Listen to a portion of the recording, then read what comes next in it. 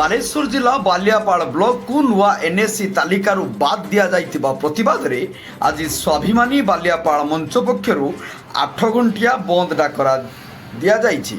ନୂତନ ଏନ୍ଏସି ଗଠନ ନେଇ ସମସ୍ତ ଆବଶ୍ୟକ ଭିତ୍ତିଭୂମି ଥାଇ ମଧ୍ୟ ନୂଆ ସରକାରଙ୍କ ଦ୍ୱାରା ଘୋଷିତ ହୋଇନଥିବା ନୂତନ ଏନ୍ଏସି ତାଲିକାରୁ ବାଦ୍ ପଡ଼ିଛି ବାଲିଆପାଳ। ଦୀର୍ଘ ବର୍ଷ ଧରି ବାଲିଆପାଳକୁ ଏନ୍ଏସି ଘୋଷଣା ନେଇ ଜନ ଆନ୍ଦୋଳନ ଏବଂ ଦାବି ହୋଇଆସୁଥିବା ବେଳେ 2024 ମସିହାରେ ତତ୍କାଳୀନ ବିଜେଡି ସରକାର ବାଲିଆପାଳକୁ ଏନ୍ଏସି ଘୋଷଣା କରିଥିଲେ। ମାତ୍ର ନୂଆ ସରକାର ରାଜ୍ୟରେ 12ଟି ନୂତନ ଏନ୍ଏସି ଘୋଷଣା କରିଥିବା ବେଳେ ସେଥିରୁ ବାଲିଆପାଳ ବାଦ୍ ପଡ଼ିଛି, ଯାହାକୁ ନେଇ ଆଜି ସ୍ୱାଭିମାନୀ ବାଲିଆପାଳ ମଞ୍ଚ ପକ୍ଷରୁ 8 ଘଣ୍ଟିଆ ବାଲିଆପାଳ ବନ୍ଦ ଡାକରା ଦିଆଯାଇଛି। ଅତ୍ୟାବଶ୍ୟକ ସାମଗ୍ରୀକୁ ଛାଡ଼ି ସମସ୍ତ ଦୋକାନ ବଜାର ଓ ସରକାରୀ ବେସରକାରୀ କାର୍ଯ୍ୟାଳୟ ବନ୍ଦ ରହିଛି।